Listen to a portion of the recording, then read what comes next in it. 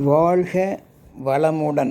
பேராசிரியர் டாக்டர் துரை லோகநாதனின் வினாவிடை தத்துவச் சிறுகதைகளாம் அமுதச்சுடர் சேனலின் சார்பான வணக்கங்கள். என் கதைகள் பல வெளிவர உதவுகின்ற யூடியூப் நிறுவனத்தார்க்கும், கதைகளுக்கு ஏற்ற நல்லதொரு திரைப்பட காட்சிப்படங்களை வழங்குகின்ற நிறுவனத்தார்க்கும், என் கதைகளுக்கு உள்ளது உள்ளபடி விளம்பரம் செய்கின்ற செல்வி தேஜா அவர்களுக்கும், 2 ஆண்டுகளுக்கும் மேலான சமுதாயம் சார்ந்த என் சிறுகதைகளுக்கு அமோக ஆதரவு தருகின்ற ரசிகப் பெருமக்களையும் வாழ்த்தியும் வணங்கியும் மகிழ்கின்றேன். தொடர்ந்து ஆதரவு தாருங்கள். இன்றைய கதையானது குழந்தை வளர்ப்பில் காட்டுகின்ற பயங்கள். காண்போம். குழந்தைகளிடம் நாம் அச்சுறுத்தும் பயங்கள் ஆழமாக அவர்கள் நெஞ்சில் பதிந்து விடுகின்றன. அந்த பயங்கள் என்பது ஒரு வகையான அடக்குமுறையே. அதனால் எழுகின்ற நோக்கும் போக்கும் பற்றி நாம் இக்கதையில் காண்போம். ஓர் ஊரில் ஒரு வயதான ரமணிப்பாட்டி தன் 80 வயதிலும் ஊக்கம் தளராது தன் பசிக்கு தானே சில வீடுகளில் தன்னால் இயன்ற கைவேலைகளை செய்து ஜீவனம் நடத்தி வந்தாள். விதி இந்த ரமணிப்பாட்டியை மட்டும் அனாதை ஆக்கி விளையாட விட்டுவிட்டது. தன்னுடைய வயது மூப்பு ஓடிக்கொண்டிருக்கின்ற நிலையில் மதியால் உழைத்து நிம்மதியாய் திகழ்ந்தாள். சில சமயம் சிலர் வீடுகளில் வளரும் சிறு குழந்தைகளை தன் கவனத்தில் வைத்து பாதுகாத்து வந்தாள். இந்த ரமணிப்பாட்டியை குழந்தைகளுக்கு மிகவும் பிடிக்கும். பாசமாய் குழந்தைகளிடம் பழகுவாள். அவைகளின் மழலைப் பேச்சு மற்றும் சிரிப்பில் ரமணிப்பாட்டி தன்னையே மறந்து போவாள். ரமணிப்பாட்டியின் சேவை அனைவருக்கும் தேவை என்றபடி வாழ்ந்தவளே இந்த ரமணிப்பாட்டி. சிலர் தங்களது வீட்டிலும் இத்தகைய ரமணிப்பாட்டியை குழந்தைகளுக்காக வைத்து பாதுகாத்திட எண்ணினர். ஆரம்ப காலத்தில் தனக்கு உதவியவர்கள் வீட்டில் மட்டுமே தனது நன்றியை தொடர்ந்து காட்டி வந்தாள் இந்த ரமணிப்பாட்டி.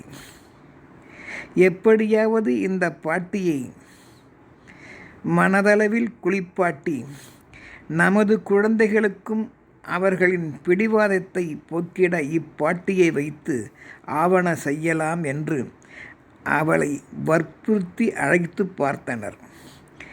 ரமணிப்பாட்டியோ அதற்கு இடம் கொடுக்கவில்லை என்று கூட சொல்ல முடியாது. அவளால்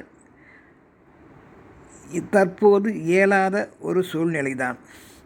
ரமணிப்பாட்டியோ ஓரளவு எழுத படிக்க தெரிந்து இருந்தமையால் குழந்தையிடம் பெற்றவர்கள் எப்படி நடந்து கொள்ள வேண்டும் என்பதை ஒவ்வொரு நாளும் தனது குறிப்பேட்டில் டைரியில் எழுதி வைப்பதை வழக்கமாய் பின்பற்றி வந்தாள் என்பதை யாரும் அறியவில்லை. அப்பொழுது அந்த குறிப்புகளை தனது இரும்பு தகரப்பெட்டிக்குள் பாதுகாப்பாய் வைத்திருந்தாள். பலர் வீட்டு குழந்தைகளும் ரமணிப்பாட்டியின் அரவணைப்பில் வளர்ந்தவர்கள் மட்டும் பிற்பாடு மிகவும் வளர்ந்த நிலையில் பொறுப்புடன் தைரியசாலிகளாய் வளர்ந்து பயம் நீங்கி துணிந்து வீறு நடை போட்டு வாழ கற்றுக்கொண்டனர். தனது அகவை வயது மூப்பால் 92 வயதிலும் இந்த ரமணிப்பாட்டி வாழ்ந்து வந்தவள். இன்ப கீதத்தில் மிதந்து வந்தவள். குழந்தைகளோடு கொஞ்சி விளையாண்டவள். இறைவனும் அவளை தன்னிடத்து அழைத்து கொண்டான் என்ற சோகமே இறப்பின் சோகம் அனைவருக்கும் துக்கத்தை ஏற்படுத்தியது. பாட்டியின் மறைவுக்கு பின் பலரது வீட்டு குழந்தைகள் இன்றளவும் பெற்றோர்களின் கவனிக்க முடியாத சூழலால் தனது மனம் போன போக்கில் வாழ்கின்றனர். ஒரு சில பெற்றோர்கள் குழந்தைகளுக்கு அதிக பயத்தை காட்டி அச்சுறுத்தி தங்களின் இஷ்டப்படி அடக்கியும் வளர்க்கின்றனர்.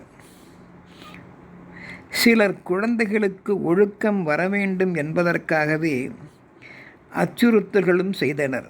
அதாவது, அழாதே, அழுதால் போலீஸ் வந்து பிடித்து கொள்வார்கள்,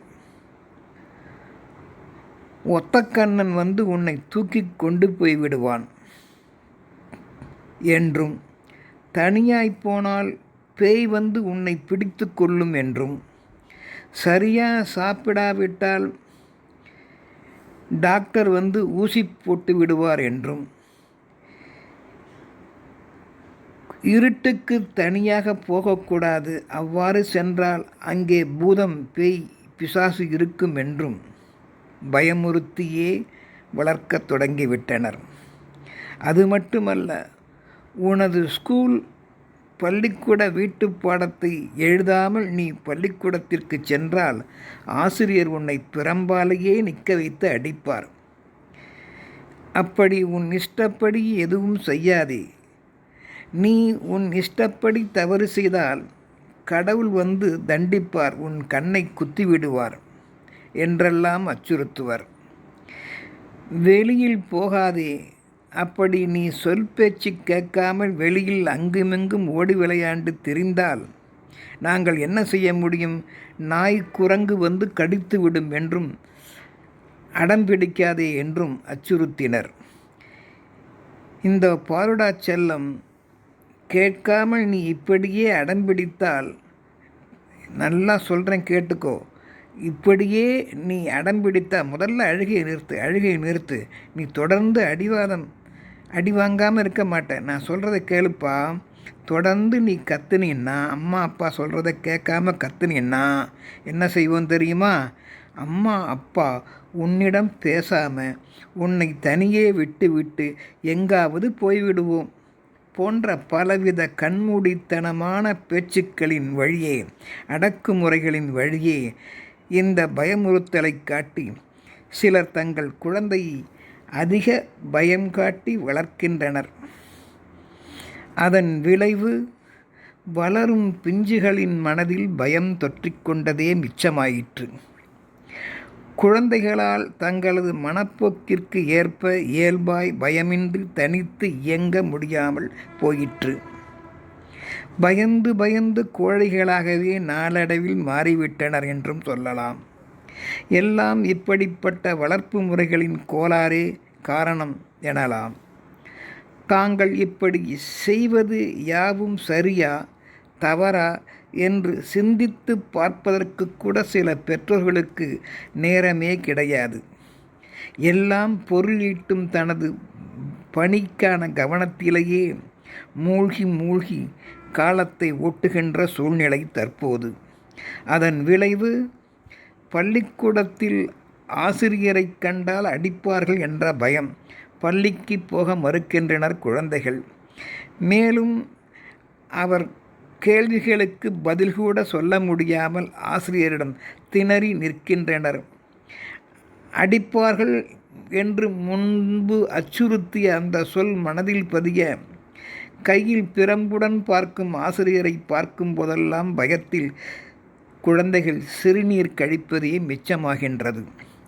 உடல் நலக்குறைவால் அத்தகைய குழந்தைகளை டாக்டரிடம் அழைத்து சென்றால் கூட டாக்டர் கோலத்தை பார்த்து ஸ்டெதாஸ்கோப், ஊசி போன்றவற்றை, சிரிஞ்ச் முதலானவற்றை பார்க்கும்போது குழந்தைக்கு பழைய ஞாபகம் வந்து விடுகிறது. டாக்டர் ஊசி போடுவார் என்ற பயத்தில் மருத்துவத்திற்கு, சிகிச்சைக்கு ஒத்துழைப்பதும் இல்லை. இதெல்லாம் யாரால் நேர்ந்தது? சிந்திக்க வேண்டாமா? சில சமயம் சில குழந்தைகள் பக்கத்தில் இருக்க தங்கள் வீட்டுக்கு கூட தனியே நடந்து வரும்போது வழியில் போலீஸ்காரரை கண்டால் பழைய அச்சுறுத்திய பயமானது நினைவுக்கு வர, ஞாபகம் வர, அலறி அடித்து அவர்களை கண்டவுடன் திக்குமுக்கு தெரியாமல் ஆபத்தை நோக்கி சாலைகளில் குறுக்கும் நெடுக்கும் ஓடுகின்றனர். அதன் விளைவு, வீட்டிலோ வெளியிலோ அலங்கோலமான, தலைவிரிகோலமான, அழுக்கு உடைகளை கண்ட மனிதர்களை கண்டால் பேய், பூதம், ஒத்தக்கண்ணன் போன்ற பயங்கள் அவர்கள் மனதில் எழ ஆரம்பித்து விட்டன. அதனால் சுதந்திரமாய் தங்கள் வீட்டை விட்டு வெளிவரவே குழந்தைகள் மறுக்கின்றனர். எல்லாம் யாரால் வந்தது? பெற்றோர்கள் சிலர் இதனையெல்லாம் யோசிக்க வேண்டும். இக்கதையில் ரமணி பாட்டியைப் போல் வளர்க்க நாம் முற்பட்டால் ஓரளவு சரிவரும் என்பதையும் யோசியுங்கள். பாதுகாப்பு இல்லையேல் வளர்ச்சி ஒரு முழம் கட்டையாகி போய்விடும். உடையவன் இல்லாவிட்டால் ஒரு முழம் கட்டை என்பார்களே, அதுபோலத்தான் நம் குழந்தையை எவ்வாறு குளிப்பாட்டி பொட்டு வைத்து சுத்தமாக வளர்க்க வேண்டும் என்பது பெற்றோர்களுக்கு மட்டுமே தெரியும், அல்லது முதியோர்களுக்கு மட்டுமே புரியும். இன்றைய சூழலில் அவ்வாறு முடிகின்றதா? ஆயா வளர்க்கின்ற பிள்ளைகள் ஓயா தொல்லைகளை என்ன செய்வோம்? எப்படியோ இந்த குழந்தைகளிடம் காட்டும் பயங்கள் என்ற தலைப்பின் வழியே நாம் அறிய வேண்டியது, முன்பு ரமணி பாட்டி எழுதிய அந்த குறிப்புகளால் மட்டுமே. அப்படி அவள் என்ன எழுதி வைத்திருந்தால் தெரியுமா? ஒவ்வொன்றாக காண்போம். குழந்தையின் மனம் ஒரு வெள்ளை காகிதம். அதில் பயத்தை அல்ல, நம்பிக்கையை எழுதுங்கள். 2. பயத்தை விதைக்கும் பெற்றோர் தனது மனம் போல் குழந்தை கீழ்ப்படிதலை வேண்டுமானால் பெறலாம், அமைதியாகலாம். ஆனால் அன்பை, பாசத்தை விதைக்கும் பெற்றோர்களோ அவர்கள் காட்டிய வழியில் உயர்ந்த மனிதரை உருவாக்குவர். 3.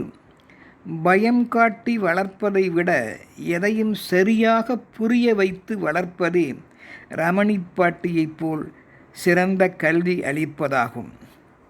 4. குழந்தையின் முதல் துணிவு, நம்பிக்கைகள் யாவும் பெற்றோர்களின் கனிவான அன்பின் வழியே பிறக்கும் என்பதை யாவரும் அறிய வேண்டும். 5. நாம் அதட்டுகின்ற, அச்சுறுத்துகின்ற பயத்தால் குழந்தைகள் வேண்டுமானால் பயந்து கண்ணீர் சிந்தி அமைதியாகலாம். தனது கண்ணீர் முழுவதும் வற்றியவுடன் அழுது கண்ணீரும் வற்றிவிடுகிறது. அது சரியான வளர்ப்பு முறையா என்று யாவரும் யோசிப்பதில்லை. அன்பால் அரவணைத்து வளர்ப்பதே குழந்தை அறிவாளி ஆகும் என்பதை மட்டும் பெற்றோர்களே தயவு செய்து மறவாதீர்கள். பயம் காட்டியே குழந்தையை வளர்த்தால் விரைவில் அவர்கள் குற்றவாளியாகத்தான் பிற்பாடு மாறிவிடுவர். யோசித்து செயல்படுங்கள். 6.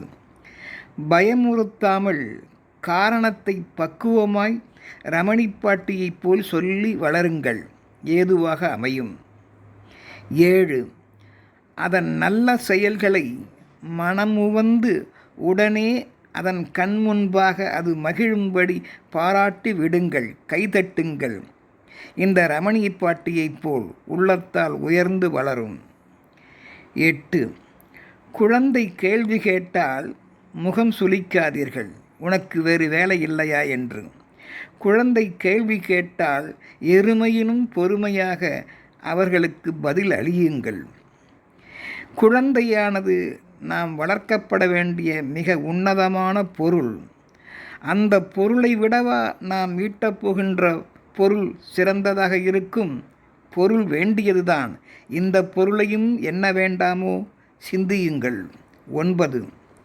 சான்றோனாய் புத்திசாலியாக திகழ நல்ல பாதுகாப்பு விதிகளையும் அந்த ரமணி பாட்டியைப் போல் அன்புடன் அவைகளுக்கு கற்றுத்தாருங்கள்.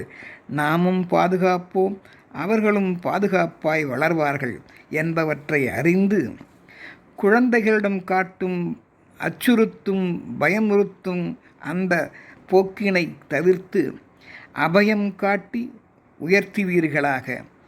பெரியோர்கள் ரமணி பாட்டியைப் போல் அறிவுரை கூறி குழந்தைகளுடன் துணையிருப்பது யானை பலமே அந்த வீட்டிற்கு, நாட்டிற்கு. உணர்க. வளர்க. நன்றி.